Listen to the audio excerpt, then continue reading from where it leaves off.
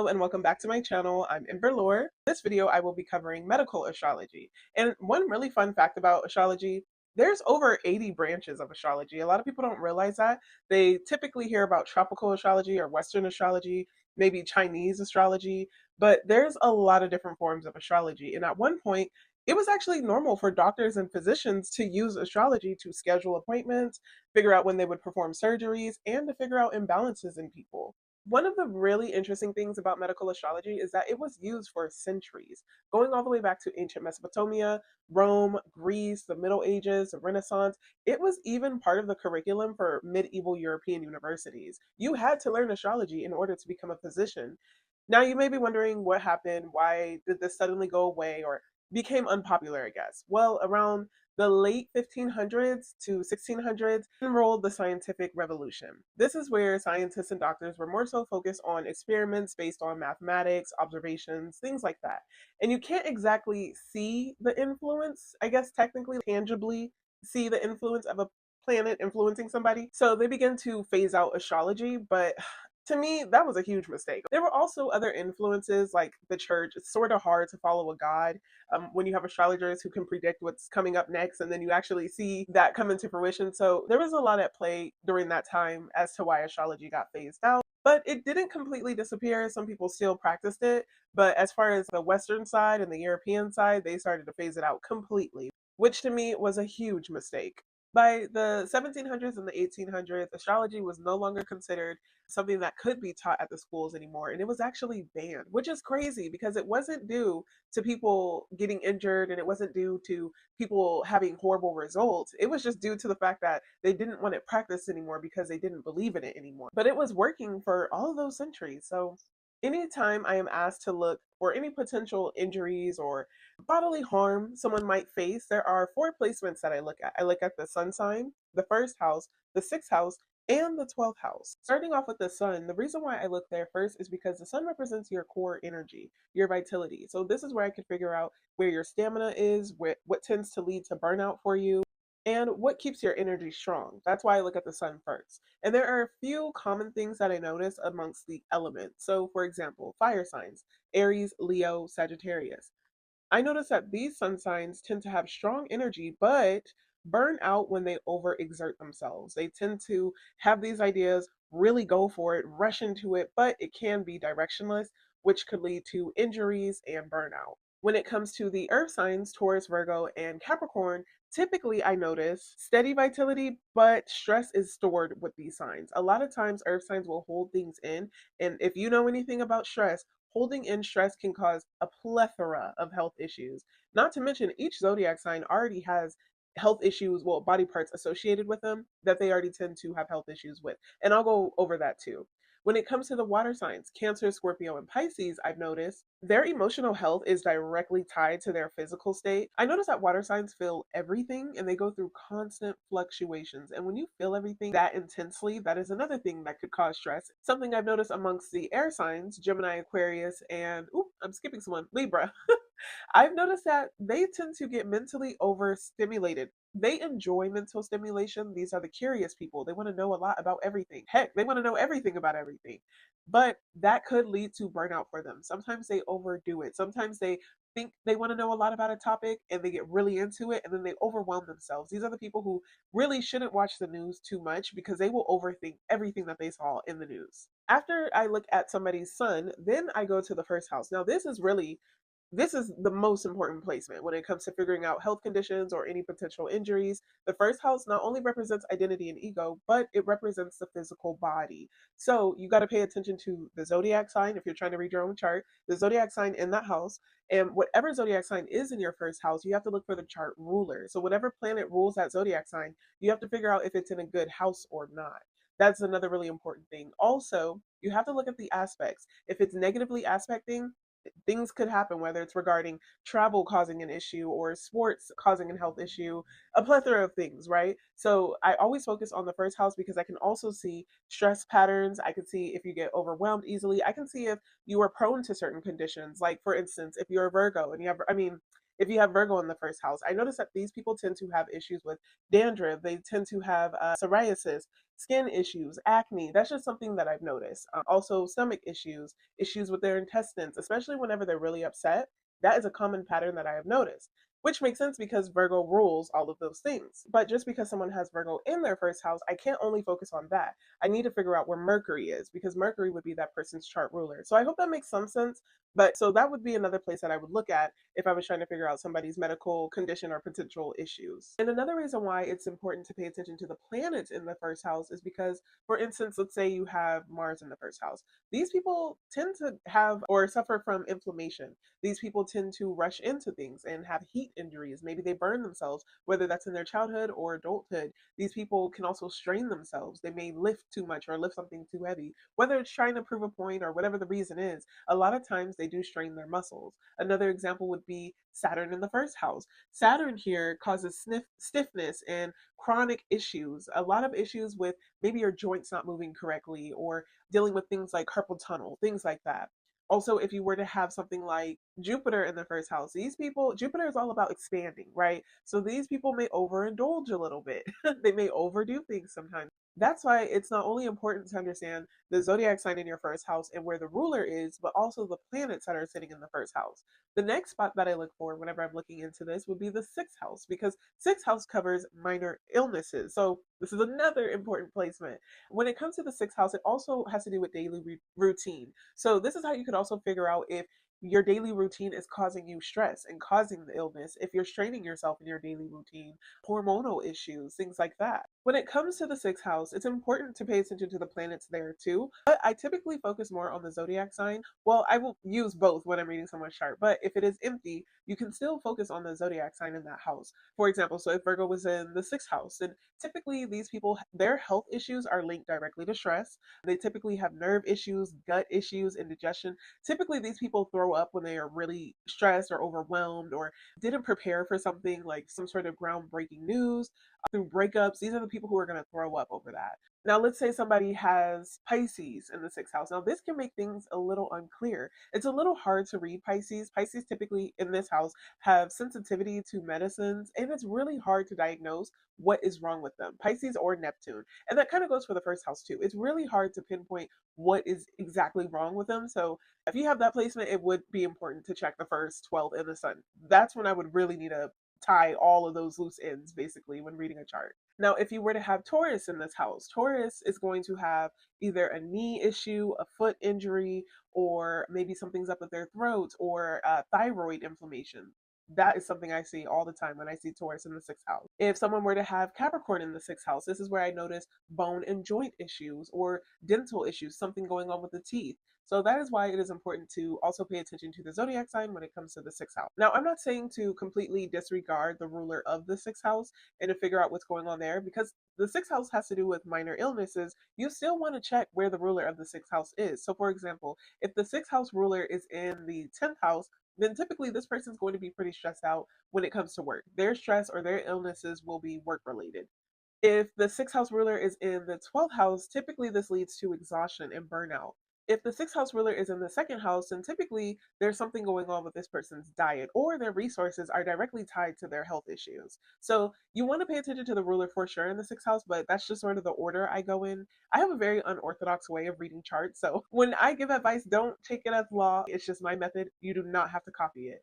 Another place I like to look is the 12th house because the 12th house represents hospitals, isolation, mental strain, and I can kind of see the things that people don't like to talk about, the things that people may not even be aware of. They may be suffering from something and not even realize it themselves. It may be clear to people around them, but them themselves, they don't notice it at all. So that's another placement I like to look at. And a bonus placement would be the fifth house because somebody could have everything else be perfectly fine, perfectly aligned, no real indicators of any potential issues or no negative aspects, I guess. But if the person has a weak fifth house, which is the house of the heart, the house of joy, this could cause stress related issues. So there are a lot of different places you can look, especially when it comes to medical astrology. I'm so mad that this is not widely practiced still. Some people do still practice it, but dang, I wish a lot more people practice it because I know a lot of you can relate. I know a lot of you can relate to being medically gaslit. And I feel like if we all were able to present our birth charts and doctors still took, especially here in America, if doctors still took astrology seriously and it was part of the curriculum, I feel like it would be a lot harder to gaslight us, but that's just my opinion. And there is one more planet that I forgot to highlight. The moon is also a really important planet to look at because the moon rules digestion, it rules hormones, it rules fluids. So, it rules your emotions. So, if you're not emotionally well, that could lead to a lot of issues. So, I feel really repetitive, but I feel like you guys know what I'm talking about. The moon is also very important. So, if you're trying to read your own birth chart and you're trying to figure out maybe a few health issues of your own, still consult in a professional. But if you just want to read your chart, the sun, your first house, the sixth house, the 12th house, oh, and then of course the fifth house. And then when it comes to the planets, definitely pay attention to all of the rulers of those signs and those houses and the moon. And I hope that helps. But before you go, the video's not quite over yet. We're going to go over what each zodiac sign's body part is. So hopefully it can help you figure out a few health issues you may be prone to experiencing. So one thing that is just so cool to me about astrology is how layered it is. When I first learned that each zodiac sign had a body part assigned to it, it started to make a lot of sense, especially for my sign. I've never shared my sign, but for my sun sign alone, oh my god, it makes so much sense. So starting off with Aries, Aries rules the head and the brain. But one fun fact about Aries is the glyph of Aries, it actually is supposed to be a representation of the eyebrows and the nose. So still representing the head. This is why a lot of times Aries can be headstrong. And their symbol is the ram. So everything about Aries, from the glyph to the body part to their symbol, it just makes so much sense. Rams literally fight with their heads, they fight with their horns. Aries typically suffer from headaches and migraines. Now, when it comes to Taurus, Taurus rules the neck, throat, vocal cords, thyroid glands, and I feel like I'm missing something. Oh, so Taurus doesn't rule knee or leg. However, the constellation of Taurus is actually of a bull laying down with its legs tucked in. And it's because typically Tauruses have knee and leg issues. So they don't necessarily rule that, but it is a common health condition that Tauruses have. They typically have bad knees, even though Capricorn rules the joints. The glyph of Taurus is supposed to represent the throat and the neck, and that U shape you see above it, it represents the head sitting on top of the neck. So it really highlights the body part associated with Taurus. So I think that's kind of cool. And one really great example, not everybody has probably seen the show, but Real Housewives of Atlanta, Candy Burrs is a Taurus, and anytime she would get upset or cry, her voice would tremble. And to me, that was a perfect example of what it is when a Taurus is overstimulated, overwhelmed, really stressed out. You just hear her voice start to shake, and a lot of Tauruses tend to experience that because they rule the vocal cords. You got to keep in mind that basically the way astrology works is it's from the top down. So we've already covered Aries and Taurus. Gemini, represented by twins, when it comes to the body, it's basically every part of you that there's two of, almost. So, for example, Gemini is going to rule shoulders, it's going to rule the arms, your hands, your lungs. You can tell with the duality here how it's directly linked to Gemini. But typically, these people tend to have health issues regarding their lungs. I've noticed that the most when it comes to Gemini placements. Now, when it comes to Cancers, rule chest, the breast, the eliminary, I think I'm saying that right, eliminary, I believe, canal, and the stomach. So Cancers rule basically the torso. Leos rule the heart, spine, and the back. I've noticed the most common health condition amongst Leos is when they go through heartbreaks. These are the people who can literally pass away from heartbreaks. This hits hard for them. They have heart palpitations. The heart is a really big thing for Leos. When their ego is hurt, they literally feel it in their heart.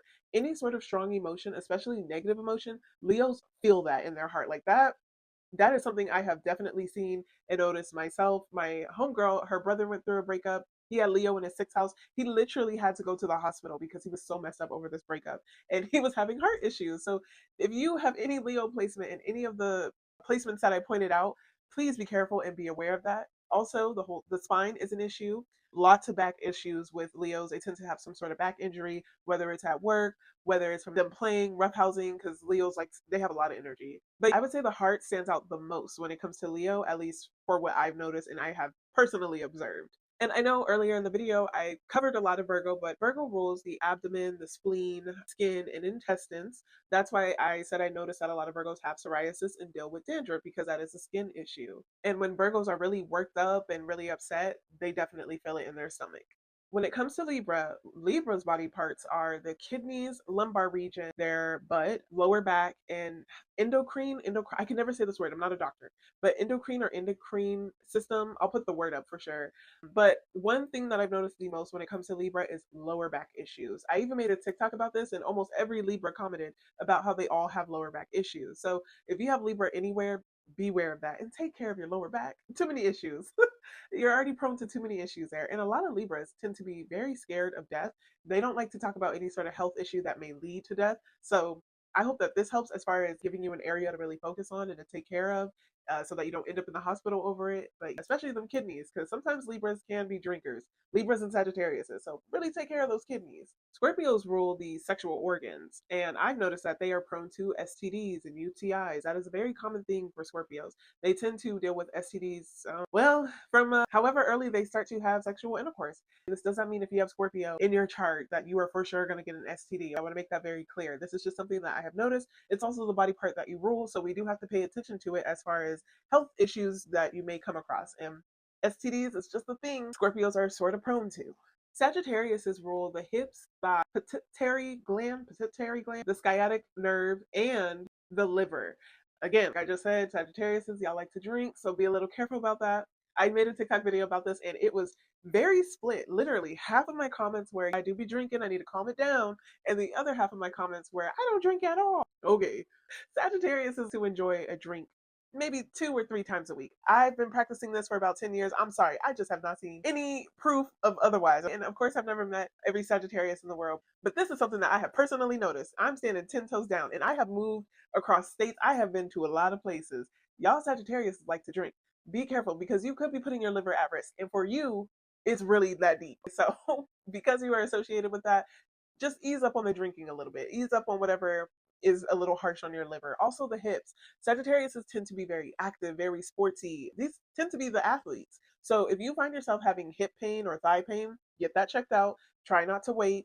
Take that very serious. Don't brush it off. Don't try to walk it off. Get it checked if you can as soon as possible. Moving on to Capricorn. Capricorn rules the skeleton. So basically all the bones, your joints, and teeth, right? Teeth are part of the skeleton. So these are typically people who have broken bones from a young age or break a bone at some point. Again, I'm not trying to fearmonger here, and I'm not a doctor, practicing astrologer here in Verlore. So that does not mean that you are for sure going to break a bone. I don't want to freak anybody out. But I wouldn't be surprised if you have Capricorn in any of the placements I listed earlier in the video and you've broken a bone at some point. I would not be surprised. So when it comes to Aquarius, Aquarius rules the shin, calves, circulatory system, and I'm missing one. What? Oh, and ankles. I've noticed with Aquarius is I've actually witnessed this myself where I've worked with an Aquarius. She was perfectly fine, well, seemingly perfectly fine, and out of nowhere, her ankles began to swell up. Her ankle foot, it looked like the foot of an elephant. Seriously, her ankle swole up so big that it damn near consumed her foot to the point it literally looked like an elephant foot. So be careful about that. And she was an Aquarius sun. So if you have Aquarius there, you may have issues there. My brother is an Aquarius. He played soccer. Obviously, getting kicked in the shin is something normal, but he would have a lot of issues with his shin. So if you're an Aquarius, be careful about that because that is your body part. So you are prone to having injuries around that area. And last but not least, Pisces. Pisces rule the feet and lymphatic system. This doesn't mean that if you're a Pisces, your foot's going to get cut off or you're going to have to lose a few toes. I mean, some of you may have, but that's not a guarantee or anything like that. You just rule the feet. But hey, it could also be your strength. It is assigned to Pisces, so that doesn't mean that it's a weakness necessarily. It could be a strength of yours. But Pisces rules the feet and lymphatic system. And that's pretty much all of the zodiac signs and the body parts assigned to them, and some health issues that you may be prone to. And again, consult a professional, please, whether that's a doctor or a professional astrologer who has been practicing this for quite a while and is pretty credible. Don't self-diagnose unless you know how to read your own chart and you can actually draw direct connections to health conditions you are going through to your chart. Unless you're able to do that, then hey, but it is always important to actually consult a professional. But that pretty much covers medical astrology and the body parts linked to each zodiac sign. Comment down below what your sun sign is and if you could relate to having any issues or strengths experiencing the body part connected to your zodiac sign. And that's it for this video. Thank you so much for watching. Don't forget to like and subscribe, and I hope to see you guys in the next video.